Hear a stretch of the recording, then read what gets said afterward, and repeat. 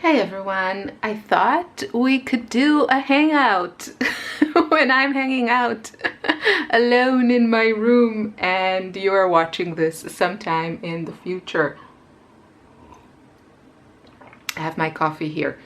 I don't know how I'm gonna avoid dipping my brush into it. So I thought we could do a very impromptu painting session, just play with some stuff. I have my trusty watercolor palette. I have switched out some colors from the Italy palette, I think was the last update. And yeah, I don't know if it's worth talking about just yet, because I feel like I want to move things around a little bit more. I am quite happy with the colors I have here, except I have to say the cobalt blue, I'm not feeling it. I mean, it's a lovely, you know, color. I think this one is the Lucas brand. I'm just not feeling that blue. I think it might be time. Maybe I'll try and scrape it out and put it in a pan and then start wondering what to put inside it instead. So I have my palette. I sprayed it with water. I have my Neocolor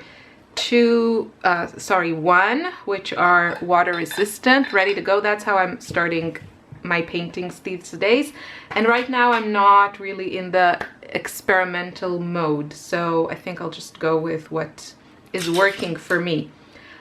Brushes, I grabbed a few that I'm enjoying. These are new. I was recommended by a viewer. Thank you very much. I can't remember who mentioned these. I think it was in my wish list video.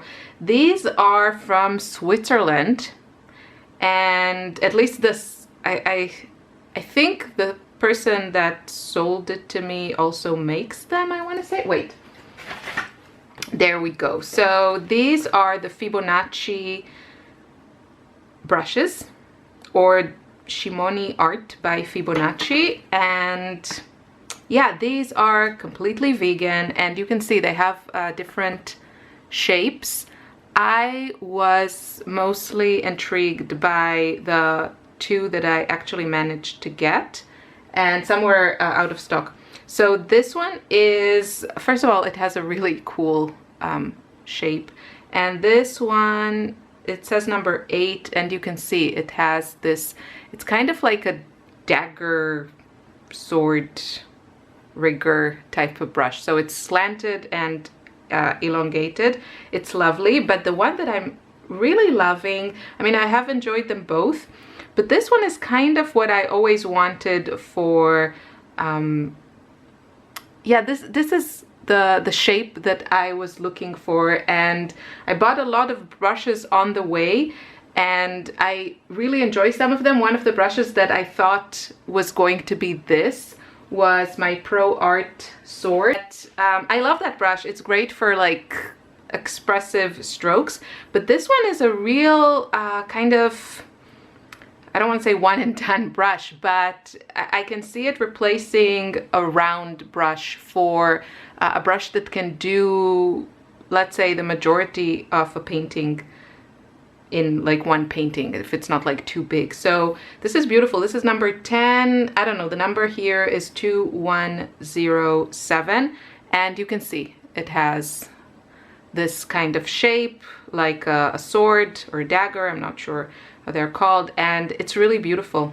So I've been enjoying them both, but this one in especially. And then I have been painting most of the time with these, and I got 10 of the Tracy Lebenzon brushes. These are my favorites. So this one is the Big Mama. This is the large soft white synthetic, and what I really like about it is that it is a really big brush, but I think these particular bristles are not as absorbent as like the brown ones. So it doesn't hold a ton of, you know, paint in that it starts like dripping everywhere, or you get these huge puddles, which are fine if that's what you're going for, but that's usually not the way that I paint. So I've been really enjoying it. And what I also love about it is how light it is. It's really, really light, and that's just wonderful. You can move it so easily. I really love it. It almost hurts me to recommend such an expensive brush. This is $120, although I hope my coupon code still works, my discount code for 20% off. It's just, you know, I have to call it as I see it, and you know, if you have the budget, or if you you have like a special, you know, birthday or holiday or something, then I think it's lovely. I'm sorry. And then the other two that I've been really enjoying, I think with the smaller brushes, I like the brown bristles more. So this one is the medium brown synthetic, and then this one is the small brown synthetic. And I've been really loving both of them, these two. So I think that's what I'm keeping here. Oh, and this one I've also talked a lot about it. This is the Mini Majestic Royal and Langnickel Dagger 1/4 inch brush. It's a deceptively small brush. I mean, it's small, that just performs really well. So these are waiting to perhaps to be used. I've also been testing the Jackson's watercolor blocks. So I bought all 3 finishes to test, and these are the blocks. I'm not sure if they also sell them in like pads or loose sheets. I'm not sure. I grabbed the blocks. I really enjoy painting on blocks. And yeah, so there's rough. This is how it looks. I kind of like it. There is the cold press, which I do like more than the rough one. So you can see it has texture, but it's you know, somewhere between rough and smooth. This one has a bit more texture. I don't know. I didn't really fall in love with this paper. Let's take a look at Moon Glow and how it looks here. So you can see how the granulation appears. It looks really nice on all of them, but the one that I surprisingly enjoyed was the smooth paper. I don't know, something about it. I'm so fickle. It just really worked for me, and you can see that the granulation appears beautifully on these. So the colors look vibrant. I really think for me the cold press is a solid option, and then I really liked the smooth paper. If I see these on sale, like for a good price, when I got them, they were an introductory price, which was really low. It was like £5 or euros for a block with, how many sheets are there here? 15 sheets. And this is 300 GSM paper. I would say I don't know, somewhere I wrote that I'm liking it for sketches and stuff, but I can totally see myself painting on this. This is not cotton, or not 100% cotton. I have no idea. Ideal in the studio or on the go, internally and externally sized for watercolor with a cold press texture. And this is the same. These are vegan if memory serves, because I'm pretty sure I wouldn't have bought them otherwise. And yeah, I would say try them. They're definitely worth a try, because if they work for you, then it's a great option. But I think today, I just wanted to show you these quickly. This video is going to be so long. I think today I'll work bigger, just because it's more fun. So this is another... I'm just playing around. I've been playing a lot with different color palettes for the choosing colors video. So you can see also this one, I think this one is the one that I paint in the video. So if you haven't watched that video, please watch it. I really want some feedback, and I'm curious to hear how you choose colors for your painting. So I think I'll start with the white, and really I'm just excited that I have time to paint. And I thought, I'm sorry also about the shadow, it's really kind of wintry outside, so no, I can't see really what I'm painting with the white. I kind of can. I'll give you a look. There, you can see it. You can kind of see it, but not completely. But I'm okay with that. And now I'm trying, I don't know, maybe I'll do just white today. I don't know. Okay, maybe we'll stay with white. And now I just want you to have a good view. So how are you doing? I'll take a sip of coffee. So my husband took the girls to the dentist. That means I have a bit time. So I've been experimenting with a new pink. I usually I use bright rose, which I adore. Let's do a little swatching, a little swatcheroo. So this, okay, I'll take a smaller brush. There's no need to use so much paint for just swatching. So my kind of beloved is the Holbein Bright Rose. It's a very blue pink, and that's my go-to. And then I also really love the Daniel Smith Quinacridone Rose. I haven't been able to find a quinacridone rose that I love as much as I love the Daniel Smith. It's just really bright and beautiful. And then I thought the Van Gogh Quinacridone Rose was pretty, but I think it's still not as lively as the Daniel Smith one. But I did find that I have their Carmine, and you can see that it's a little less blue than Quinacridone Rose. So it's a bit warmer, but it's very, very vibrant, which I love. And I also checked, it is not the highest light fast ratings that they have. The Bright Rose is fugitive. I haven't seen actually any independent testing on this. I don't know how much it fades and to what. But the Carmine has a really nice light fast ratings. It's like 25 to 100 years in museum conditions. I can live with that. That's fine for me. So yeah, it's really beautiful. I'll probably pick up a tube. If I can find that Rembrandt has a parallel version with the same pigments and the same color, I might try that one. But yeah, Carmine from Van Gogh, it costs like nothing, and like, I don't know, a third of a cup of coffee, and it's beautiful. So I want to mix it with, what should I do? I think the Naples Yellow is a good combo. Was playing around a lot with color mixing for that video, and yeah, let's just start painting. Oh, that's a pretty color. So the Naples Yellow, okay, I'll try to calm down a little bit because I'm home with the kids all day, and now that they're gone, I'm like, I'm not sure what to do, you know, like, I don't know, take a shower, or they're not so bad. Lily is 5 and Ella is 11, so it's, you know, it's much easier now than it used to be, but still, they have a lot of demands some days. And yeah, I'm never home alone. So I'm like, what to do? But I thought it would be fun.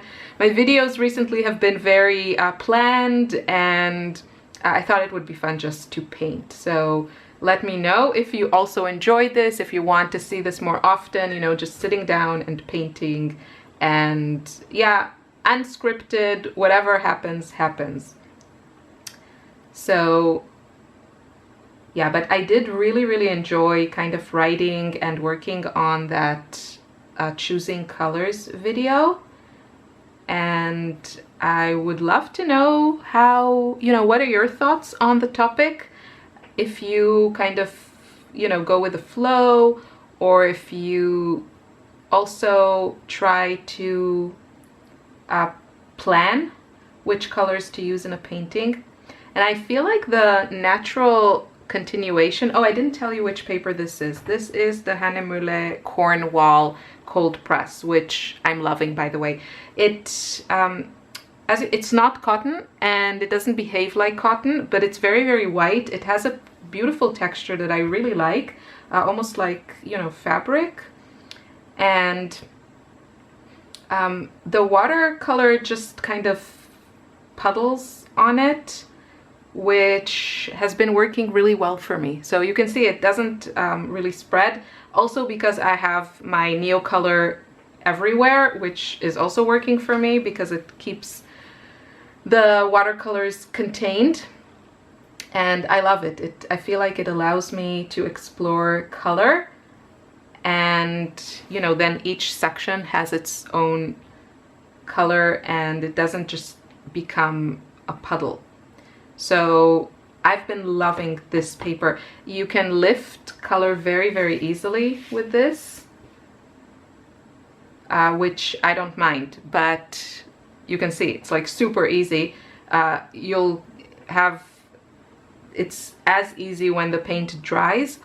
I don't work with a ton of layers, so for me that's not an issue, but if you do like a lot of glazes or stuff, you'll hate this paper, which I had people write to me, I hate this paper, it didn't work for me. So it really depends on the technique. For mixed media, I think you will also love it because it's, you know, it's relatively...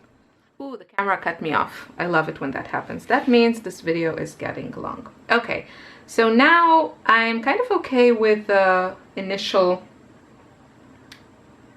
layer, let's call it, but now I want to add some darks and neutrals around. And I think I made this painting, I don't know, it's in my drawers of paintings. I'm a drawer, you know how you say like a drawer writer, or someone that writes like poems and stories to put in their drawers. That's me with paintings, but I'm working on it.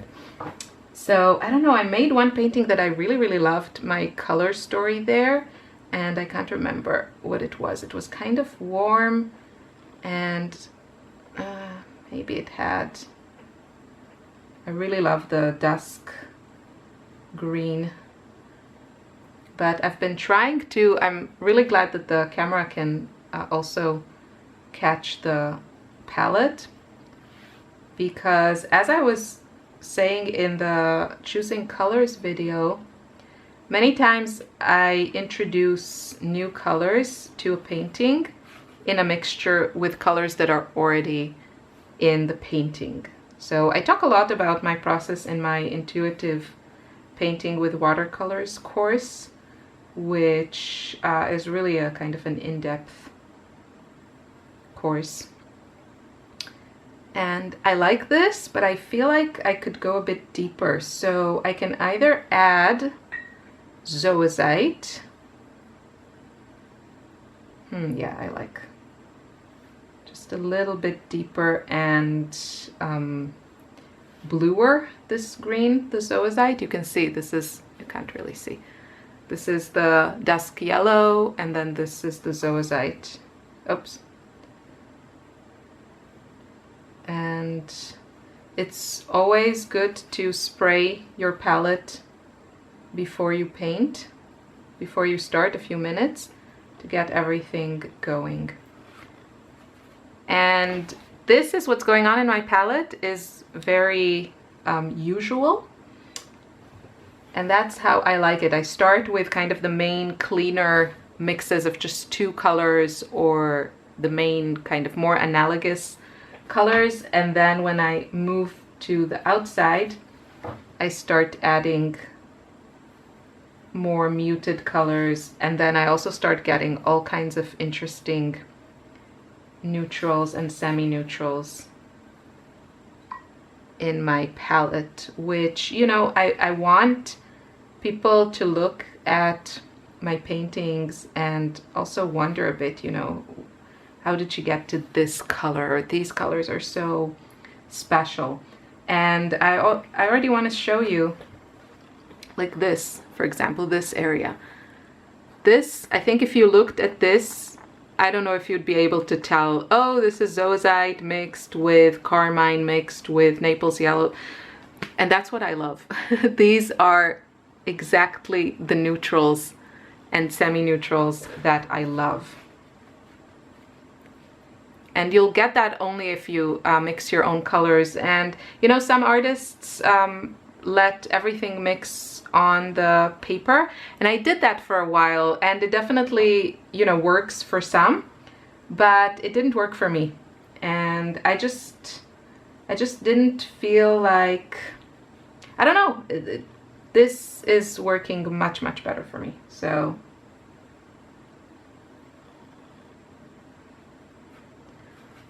you can see how lovely this brush is. You can get such expressive brush strokes with it. It holds a lot of water if you want it to, but it's not like a super drippy brush. So yeah, it's right now it's kind of the perfect larger brush, because I've also found in the last, you know, if you learn to paint loosely, and especially if you naturally kind of tighten up your painting style, then one of the tips that are really great is to use the biggest brush you can. And I followed that for a long time, and for me it was a bit of a how do you call it, a two-edged sword. Because yes, you know, you definitely can paint very loosely with it, but sometimes I felt just like things were just getting a bit out of hand. So for me, I actually found I prefer to work with smaller brushes, or definitely not the biggest brush that I can. But this one has been really enjoyable, and again, it's just so light. So if you have like a special occasion and you know you love the look of it, yeah, tell someone important in your life that you want it. Okay, so right now I feel like, I mean, I know the areas around my florals need more contrast, and so you can see it really, this paper doesn't behave like cotton paper, and yeah, I'm okay with that. It's not a problem for me. You just have to know what you're working with. But I'm wondering, I think I still want, I don't know if I want to add moon glow or lunar blue. Sometimes I need to really see these things. This will be pretty. And then I have used so much moon glow lately.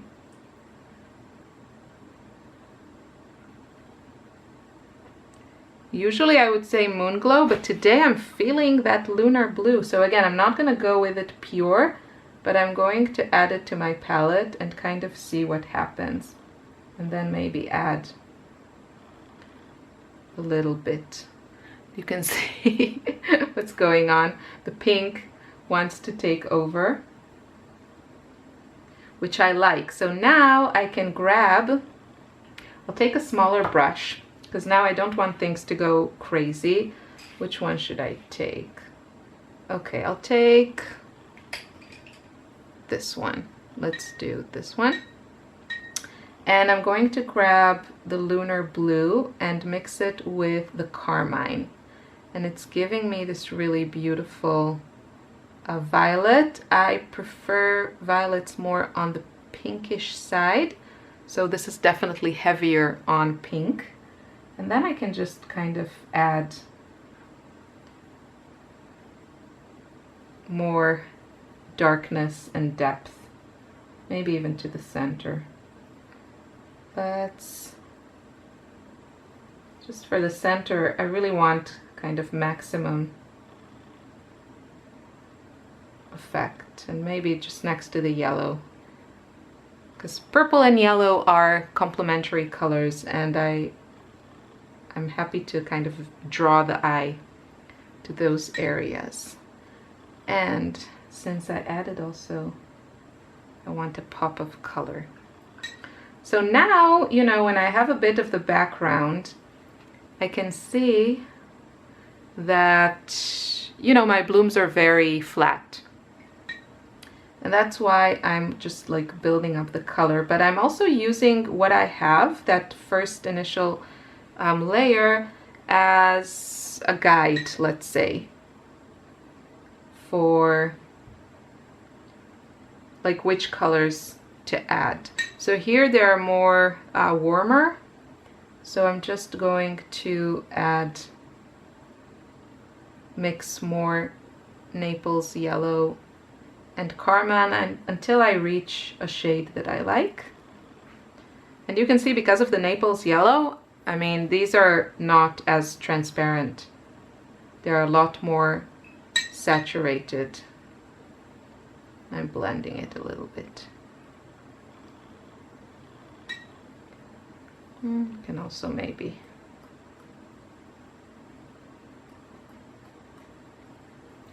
add a little bit. It's all about building layers. Now what I also want is to really have a difference in the flowers. So this one is turning out to be the most abstract one with the least amount of detail. And then these two have more details. This one is the biggest. But I don't necessarily want to add on, you know, every area of it more. So I'm just kind of now, I don't know, going with the flow and letting my eye and my brush decide. I don't know what happened here to my palette. I put some paint I put there that is now resisting everything.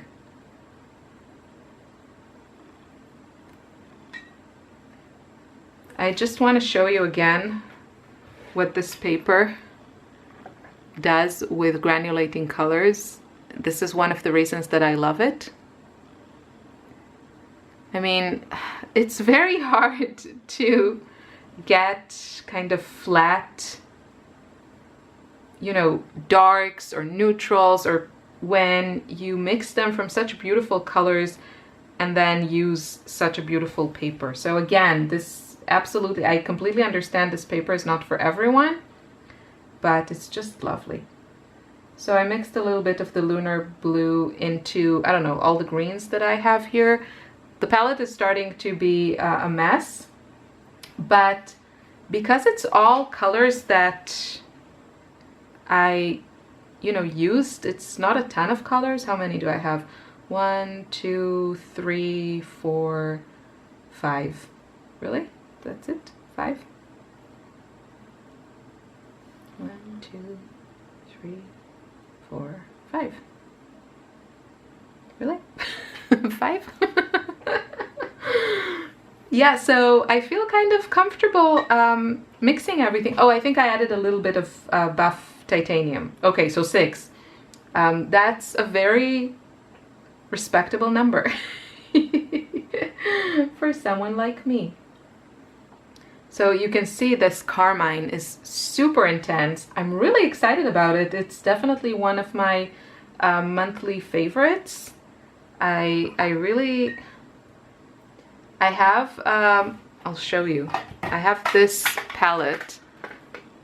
No, not this one. I have this one that is full of Van Gogh paints. I think maybe a couple here are Rembrandt.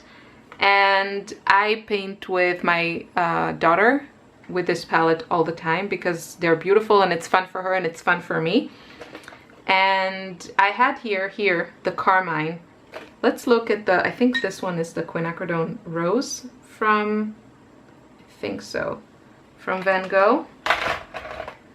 And it just doesn't have that, yeah, it's a bit more, it's okay. You know, it's a nice quinacridone rose if you're on a tight budget, or, you know, if you're a student, or if you paint a lot or you sketch a lot and you want just to be able to go through a lot of paint, then the single pigment colors, especially from Van Gogh, that are more transparent, you know, not the expensive pigments, you won't find them in that range. They're just beautiful, and quinacridone rose is nice, but yeah, as I said, I'm really into carmine right now. So I can do some puddles just because it's fun, maybe help it across some of the lines from the Neocolor one.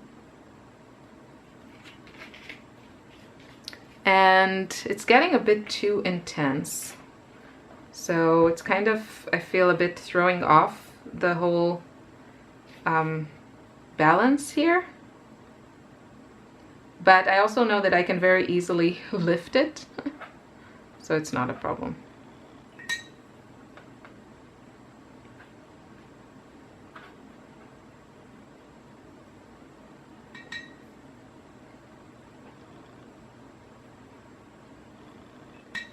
If you're not sure what to do, it's okay to leave it. It's quite alright. Now the thing is that I really love the background, so I'm not sure I want to touch it. And let's see if I can lift some of this. Yeah, this is better.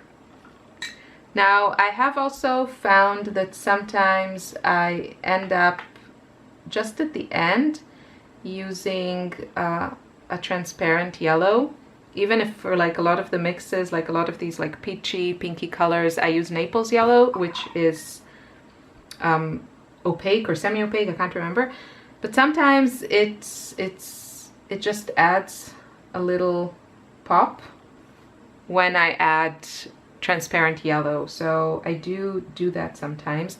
And the one I have now, I have here a pan of quinacridone gold from Daniel Smith, but I hit pan and I only had like a little bit left around the edges of the pan, so I filled it with core quinacridone gold. I think that's the only one I have, so I didn't realize. I used to use a lot of quinacridone gold, you know, everyone loves this color, and then I kind of moved to nickel azo yellow, and now I've recently returned to the arms of quinacridone gold, but I don't have a lot of it.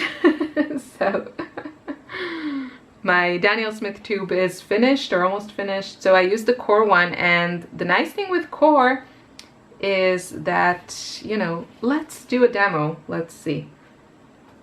So this is Lunar Blue, and I have a dedicated.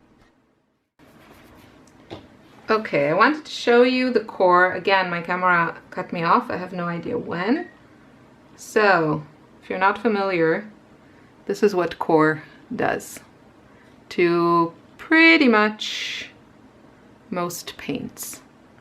But I also want to show you, let's move this to the side for now, that, oh, I can show you on my palette. Look, this is the core synthetic ox gall. This is, I'll tell you what it says. Improves flow and wetting. Use 2 to 3 drops per 8 ounces of water. Yeah, so I guess you can mix it with your water. I don't know. I can't be bothered. What I sometimes do, look at that. I add it to whatever I'm working on, and then basically, looks like Petri dish. But then basically whatever mixture you have will push everything aside. So this is a useful, it's not only fun, but it is nice because many times it kind of helps you not have a huge mess. So, you know, that when all the colors are just flowing into one another. So I don't know, let's grab some lavender, and now we can, you see how this behaves. The watercolor just runs from this, and then when you mix it with whatever color you have, if you can, it does that. So this is just fun.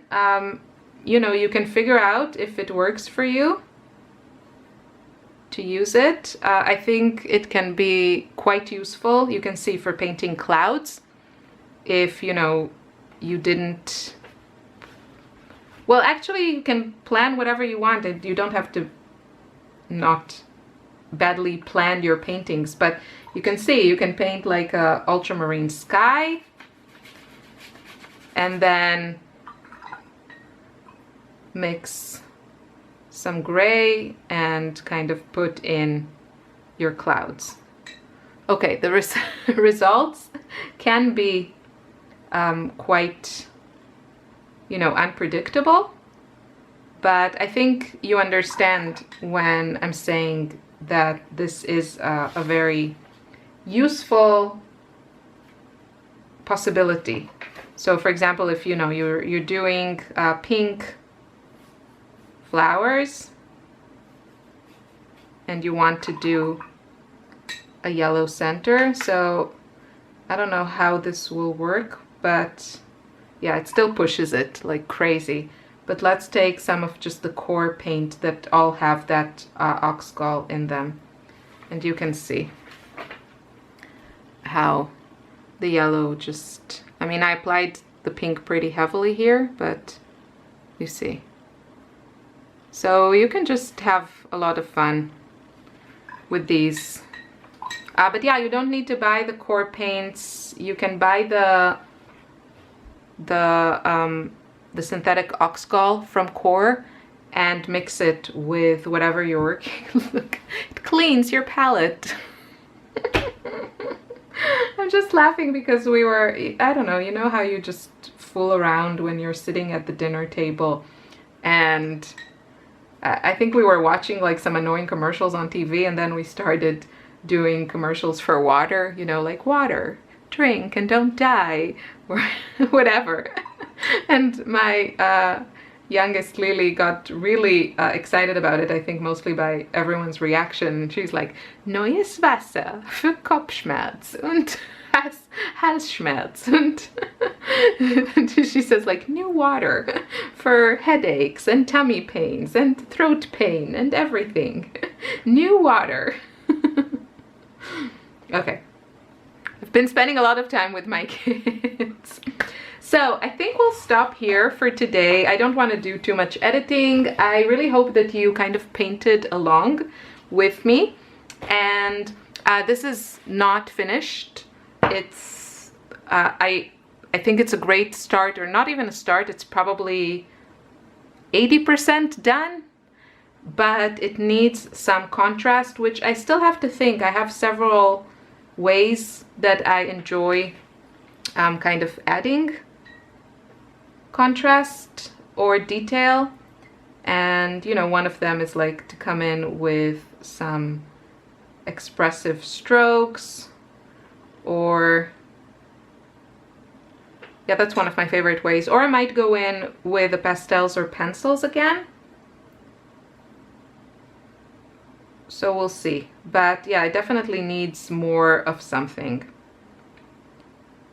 And a bit more pop. I don't know, maybe I'll do another kind of let's hang out video and kind of continue to work on this painting. Right now, honestly, I mean, I could just continue to do stuff, but I don't really have a clear idea. So it's not a bad idea to just move to something different. But this is fun. Anyway, I hope you enjoyed this, and thank you for hanging out with me. I will be reading your comments and, you know, try to pretend that I actually hang out with people and not just sit at home for weeks with my kids, but I can't complain. They're good girls. So yeah, thank you for watching and have a great day. Bye.